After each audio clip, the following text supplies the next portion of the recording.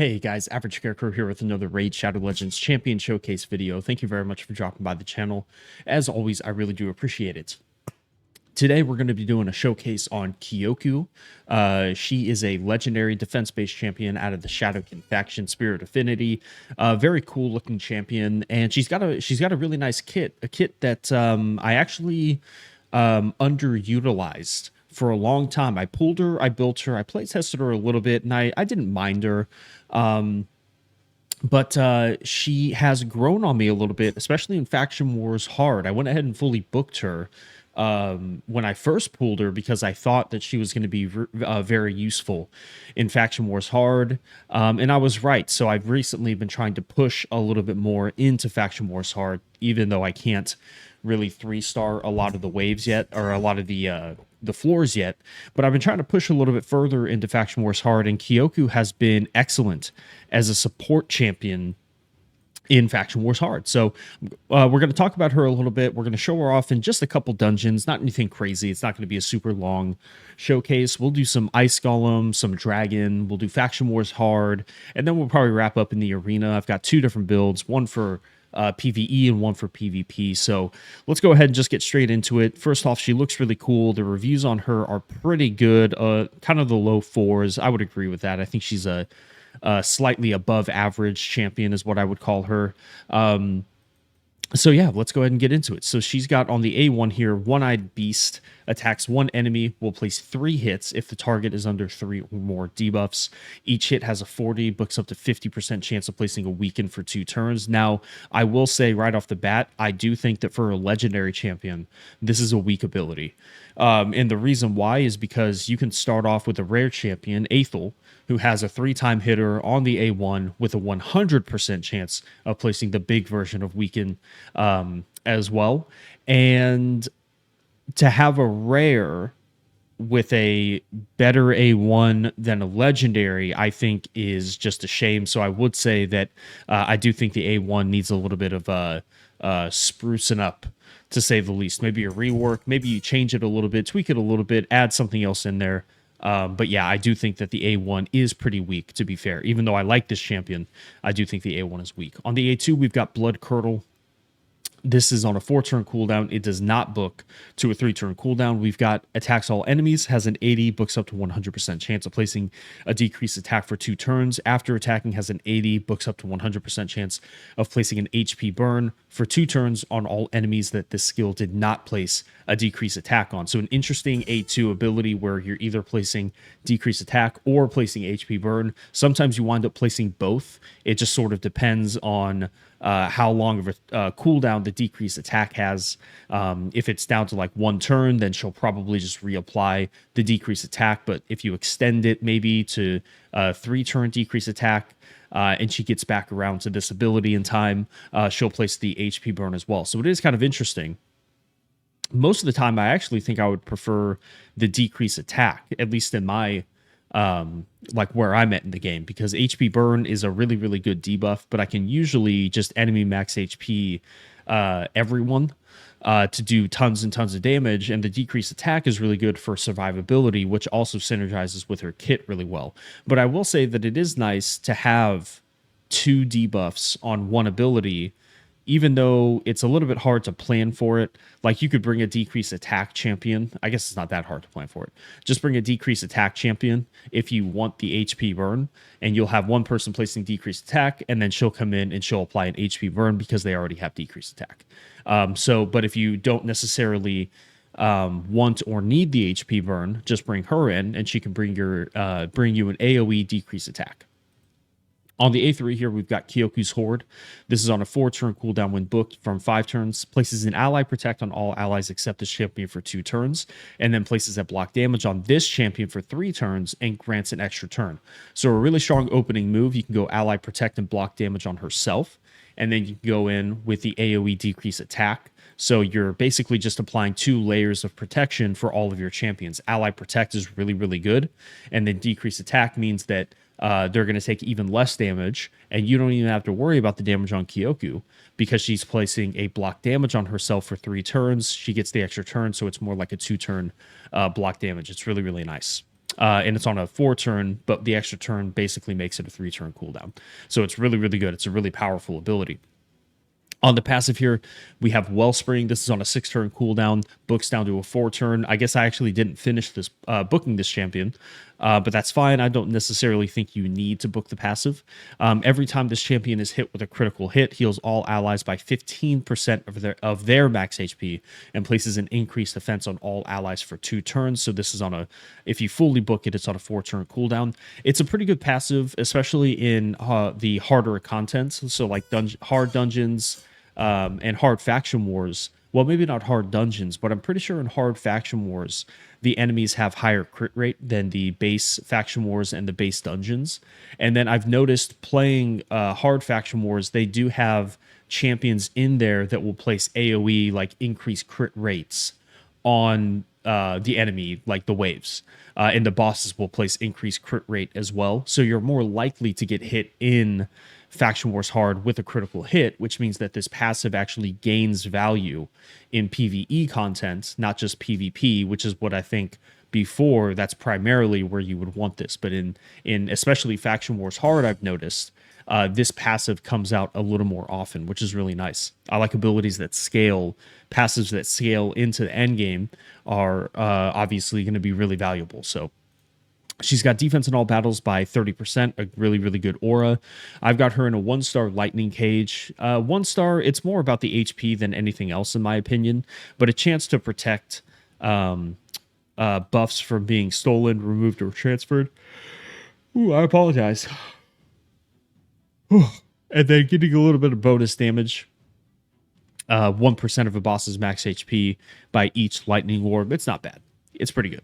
Lightning Orb is actually pretty underrated, I think, in PvE. Pretty much everyone uses it for PvP, I think. But getting a little bit of bonus damage against bosses is actually really nice. I've got her in a Gilded Dragonstone. Nothing crazy. It's not even leveled up yet. It's really just about this stat here, and I'm also really low on Starstone, so I don't want to use any of those right now. I want to save them. We've got defense by 53, which isn't bad, and then the wearer's defense increases by 1% up to 10% each time they receive damage. You can book this up to 20% bonus defense, which is actually really good. I don't know if I'd ever recommend 6-starring this with how rare it is to get what is it called? Basalt, whatever you call it. But taking it up to maybe level 3, or if you have a bunch of resources, maybe level 4, to get yourself 14 to 16% extra defense is really valuable in my opinion. All right, moving on from there, we've got the masteries. Let's start in the offense tree. So I went ahead and picked up Deadly Precision, Keen Strike for the crit rate, crit damage, Heart of Glory for bonus attack when attacking with full HP, Single Out to increase damage inflicted to targets with less than 40% HP by 8%. Bring It Down to get 6% bonus damage when attacking enemies with higher max HP. Methodical to increase the A1 damage by up to 10% across each round. And War Master to get a little bit of enemy max HP damage against bosses. So I don't have her built in like a ignore defense build. So I want War Master to try and compensate for the lack of damage you'll see from her abilities to get a little bit of bonus damage against bosses. That's basically why we went with War Master. And then we went down the support tree. We picked up Pinpoint Accuracy, Charge Focus, and Swarm Smiter for a bunch of bonus accuracy. Picked up Rapid Response for a chance to increase the turn meter by 10 when a buff cast by this champion is removed or expired. Cycle of Magic for a chance to decrease the cooldown of a random skill by 1 at the start of every turn. She does have longer cooldowns, so that's something to keep in mind. Lore of Steel to increase base stat set bonuses by 15%. Multiplicative, not additive. Master Hexer for a chance to extend the decreased attack, HP burn, and weakens, and then Lasting Gifts to extend the Ally Protect, and also potentially the increased defense, if you get the increased defense off of that passive. So, on the build, I basically... Oh, whoops, didn't mean to do that. I basically... let me pull it back up. There's a couple different ways you can do masteries. You can actually just, if you want a total support champion, you can actually just get rid of the offense tree entirely and go support defense, and then go down here and maybe pick up like Unshakable, maybe go like, Bulwark. Actually, Bulwark would be a really good one because she's got the block damage. Um, Bulwark would be a really good one if you don't need damage, which I actually kind of don't need damage. Maybe before the video's over, we might come back here and try Bulwark instead. You could go. Are any of these? No, I don't think that's good. I don't think you need HP. She's not casting enough debuffs, in my opinion. Yeah, Eagle Eye, maybe. If you want to go with like a hybrid build like I am, you could go pick up like Eagle Eye or Unshakable to get some bonus accuracy or resistance. But I actually think that Bulwark, you pair that with the Ally Protect and the block damage, and you can essentially... Have I already reset? I have. Well, let's go ahead and test her out, and then if I feel like it, we might come back and try switching her into Bulwark to see if that is maybe a potentially better build. But going on to the actual gear sets that we're going to be using, I went ahead and went with Double Perception for accuracy and speed, 3-piece Stone Skin for some HP resistant defense, Supersonic for some resistance. It gives us 20 resistance here, and then we went and got a double resist roll here. So this one piece is actually giving us 61 resistance. It's really powerful. And then Pinpoint for some bonus accuracy with resist, defense percentage, speed. You're basically looking for, on my build, I was looking for resistance and accuracy, as much speed as I could, and then as much defense as I could as well. A little lax on the HP, but it's fine. We went with 57 on the HP. She's got block damage, so hopefully you won't be taking that many hits. 57 on the HP, 43.72 on the defense, 255 on the speed, not quite 100% on the crit rate, 125 on the crit damage, almost 600 on the resist, and 359, almost 360 on the accuracy. So let's go ahead and jump in. Let's go to... We're going to start in Ice Golem Hard 10. And we're going to be using this team here. So we've got Kyoku, who's going to be providing some, obviously, a couple layers of support. And then we're going to add on top of that the Fervor with Glorious Palace. And then let me just switch something real quick. I want to make sure that she saves this ability, because Queen of Hearts is going to be our block revive champion for the minions. And then Donnie's here to add the strengthen buff and then potentially save us from being killed, because the Ice Golem is very unpredictable. And even with all of these layers of support, if the timing is off, you can get absolutely annihilated by that boss. But there's the decreased attack. Marius is so good at clearing out waves, and then look at all those enfeebles. Marius is so good, man. We actually get frozen there. Kyoku does. So does Gurgo have an irresistible freeze? Is that what it is? Because I feel like with 600 resist, we should be probably not getting frozen there. But anyway, here we are. We're going to go ahead. There's the Fervor buff, the Strengthen, the Ally Protect and block damage, and boom, look at that. You can see if we didn't have that Ally Protect and Fervor, we'd probably get annihilated there. Reset with Donnie. There it is again. And then there's the HP burn, right? So the decreased attack was already up. Oh, here we go. Yeah, I mean, it's working. The Fervor, the Ally Protect, the block damage, the decrease attack, the Strengthen, 3 different layers of protection for our team. And now we're just kind of cruising. I think as long as we don't get hit by a big hit with the debuffs off, or the buffs off, I think we'll be okay. Marius also bringing increased defense. So we've got a whole bunch of layers of protection here. And then I think that's going to be it. Marius should come in and finish him off. So, yeah, minute 50 seconds. Not quite my fastest.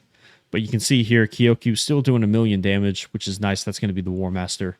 And then the fact that she's built 100% crit rate. Marius obviously carrying hard with the damage, but Kyoku, I think it goes without saying that that ally protect and block damage is very, very good. We're just going to run the same team here in Dragon.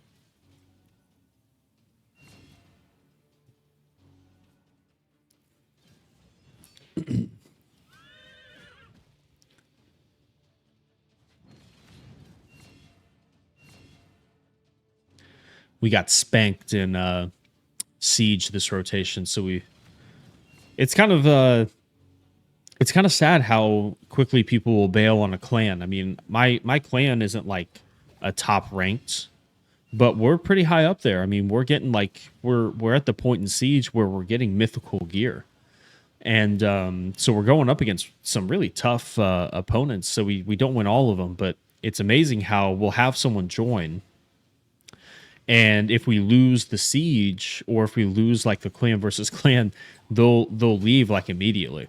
It's kind of sad, actually. All right, here we go.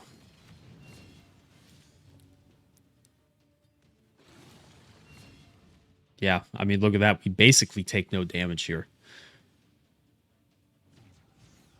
Get rid of that decrease attack.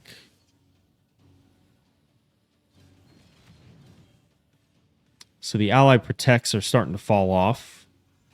And the longer cooldowns can be a little bit rough. But you got back in time for that one. And then having a reset champion like Donnie, who's just incredible, means that she should already have it back now. Yeah. Incredible. Incredible. Love it. We basically took no damage there from that boss. Stage hard 10. And we practically took no damage. So really, really impressive. You can use her if you need. I'm not going to show all the dungeons just because I don't want this to be a super long video, but I mean, I like anywhere you need protection, you want some protection in Fire Knight. She's only got a one-time hitter, but if you just need someone who's going to help you survive these big hits, you can bring her in and bring her in as a block damage ally protect champion, and then maybe go ally attack with all of your other champions to chip away at that shield, but she can do that. Same in Phantom Shogun, same in Spider, all over the place. Iron Twin, she can do it there. Sorry, I got something in my eye. So yeah, very, very good as just a support champion in dungeons. So we're going to go stage 13 here. Let me make sure just everyone is built. Mikage is not built fully, but he's good. Yep, she's good. Where is Michinaki? He's good. So we're just missing some boots here. Nope, that's my Fire Knight build. So let's just throw her in some perception boots real quick. I don't think it matters that much. We'll just throw them. There we go. All right, so let's go ahead and head in. This is stage 13. I'm actually having a little bit of trouble with the boss for this one, so I'm going to manual this. So we'll go in and we'll place drop attack, and then we can ally protect here, or ally attack here, sorry. And then let's just go ahead and clear this wave out real quick. Now this is, as I was playtesting this is actually kind of a challenging wave because Glycea here got a buff. And with the buff, she got a buff steal. So she can actually steal all of our buffs if she wants to. Unless you have high enough resist. So we're actually going to save this. We are going to use it because I think we have enough resist, at least on Kyoku. And then we'll go here, place drop attack, and then I'm going to try to block active skill them, which we do. Perfect. So, we didn't block active skill the cleanser. So she doesn't go buff steal, she goes freeze instead, which actually is kind of good for us because you can see that we just absorbed all of that damage. And nobody died, which is great because I don't have a dedicated reviver. My only reviver is this guy, and I forget his name. I apologize. So we can go in. Yeah, because if he dies, we don't have a reviver. So I'm going to go in. I'm going to try to turn meter steal. Perfect. Do a big hit. And then I want to try to freeze. Oh, well, they have block debuff, so that's a problem. We'll buff strip, place the hex, and now we'll go in ally protect unkillable. So double layer of protection with Leo there. And then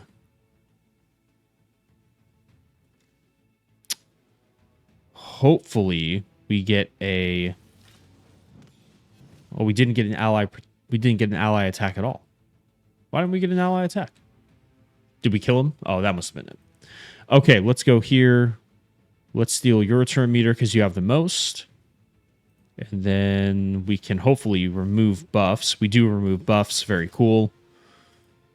We'll save that ally protect for the last round.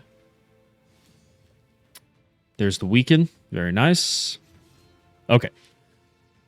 And now I think we're pretty much golden. So let's go.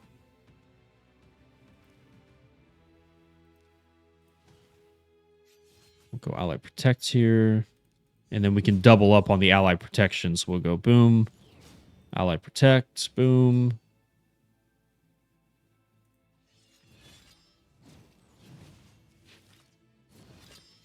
And it doesn't matter. We're just doing a ton of damage. The reflect damage is not great. And block active skills.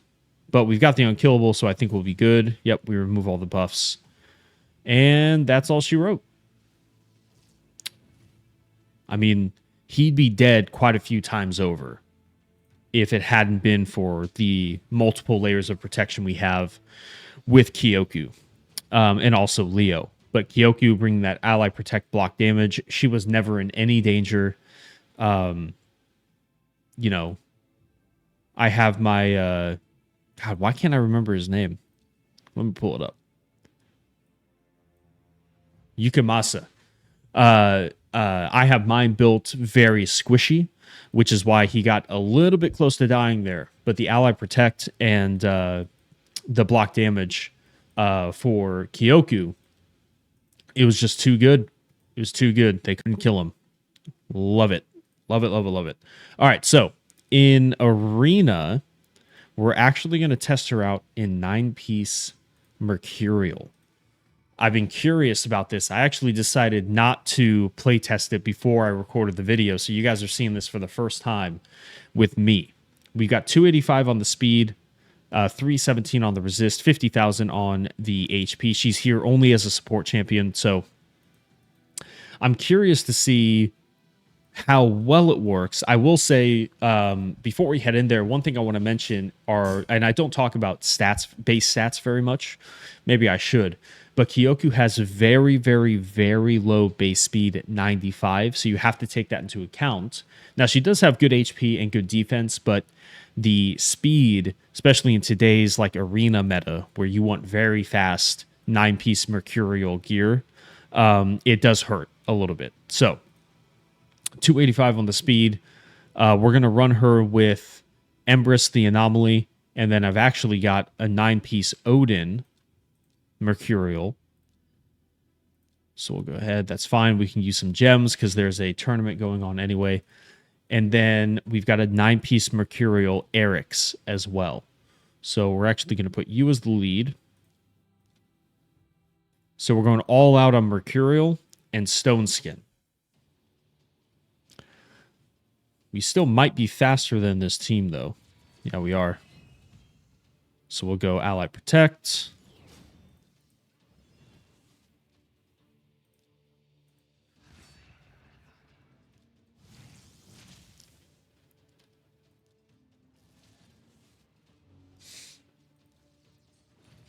Okay, kind of a weaker team. So let's see if there's someone faster here. Here we go. So the Ninja Turtles are a very good counter to Mercurial because they ally attack all the time. So I feel like Odin is kind of a cheat code. I'm going to A1. I want you guys to actually see it in action. So not enough accuracy here. So we'll go Ally Protect and Counterattack.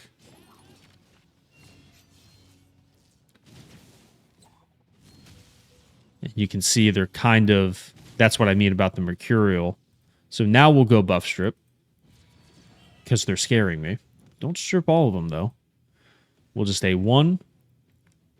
And we get that total guard back every time.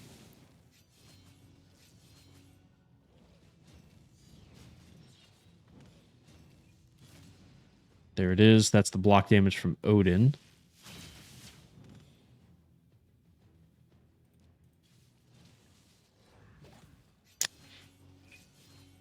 And now we got the Mercurial back. And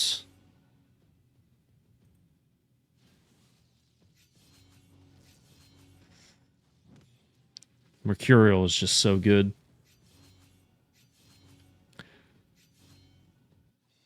All right, thank you. It's a little interesting though. Here's a team where Mercurial is really good, right? Because you got Calvalax who's going to try to place poisons, and whatever this guy's name is, I always forget his name, who's going to try to place HP burns.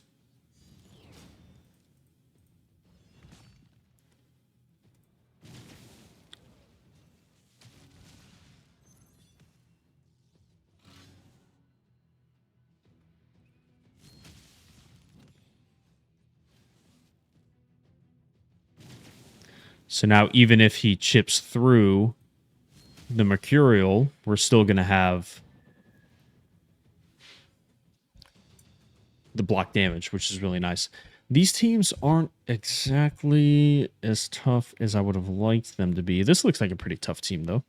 Like a really tanky HP-based team. Yeah, a lot of stone skins, so let's see.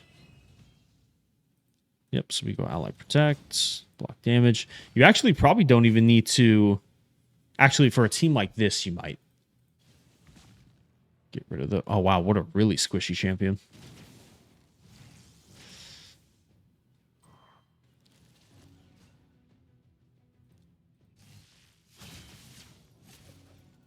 Perfect. Between the... You've just got so many layers of protection here that even if the ally protect and the block damage fall off, you've still got the Mercurial.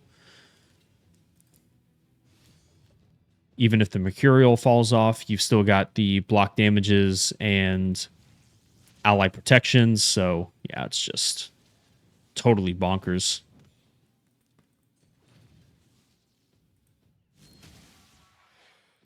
And then we can, you know, Empress is kind of a pain in the butt. So just in case, you go with the block damage. I feel like Odin is kind of stealing the show. So I'm actually going to take Odin out. And we'll go... Fabian's a counter to Mercurial, though. So I don't want to go against Fabian's, to be totally fair. Fabian is just... S tier. Let's go against a team like this. We'll take Odin out, and instead, why don't we bring in... Who do I have built with really high resist? Donnie, I think, has pretty high resist, so we'll bring him in as an extra layer of support.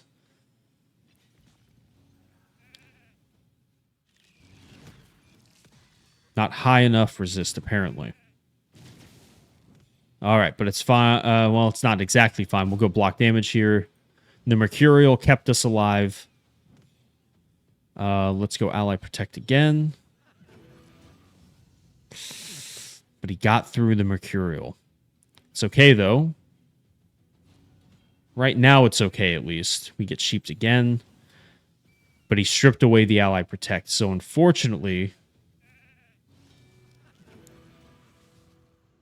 The Mercurial saved us there, but I don't think it's going to be enough. Armand's is just too good, man. Some of these anniversary champions are just totally bonkers. So you got to be careful of Armand's. You got to be careful of Fabian's. Yeah. Definitely going to be a couple counters there. Let's try this team here. Another really tanky, lots of 6-star awakenings. I guess that... my Donnie is not in his resist build.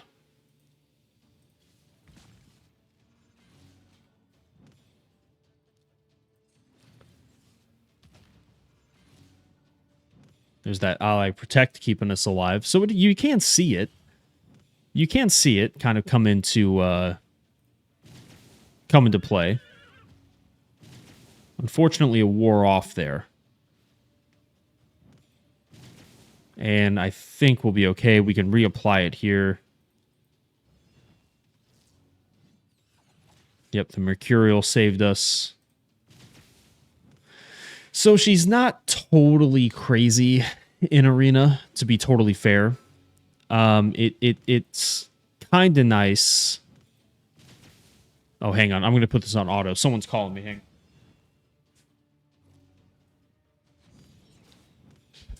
Sorry, I'll call him back after we wrap this video up. So, yeah, she's not totally crazy. I think she's probably not as good as she used to be. There's just so much, like, ignore defense. There's so much buff stripping. There's so many multi-hit champions in today's current meta that, you know, you'd have to build kind of a specific team around her with, like, really high resist and survivability, which isn't undoable. It's not undoable. It's just more difficult to do than it used to be, especially because you have mythicals now that ignore resist. You've got mythicals that they have irresistible, like what's his name? Empress has the like irresistible buff conversion stuff right on the A3, I believe. Yeah, fully removes Stone Skin and replaces it with True Fear. You know, removes any positive buffs and puts the negative equivalent. And I'm pretty sure all of this is. Well, the second part I don't think is irresistible, but I'm pretty sure the Stone Skin one is irresistible. So there's just a lot of really, really viable counters to buff heavy teams in today's day and age. And so a champion like Kyoku, unfortunately, in the arena, it seems to me has fallen off a little bit, especially because this passive used to be really, really good in the arena, where you could heal people, place increased defense, and then you pair that with the ally protect and block damage and the decreased attack. And she used to be, at least I think, this kit, I feel like maybe a couple years ago would have been really, really, really good in the arena. But today's day and age, I just don't think it holds up in the arena that well. Having said that, I do think she's still a very good support champion for PvE content. If you need someone who can provide a few layers, more than a couple layers of survivability to your team, Kyoku is definitely going to do the job for you. So I think I'm going to wrap up the video there, guys. Thank you so much for dropping by the channel. As always, I really do appreciate it.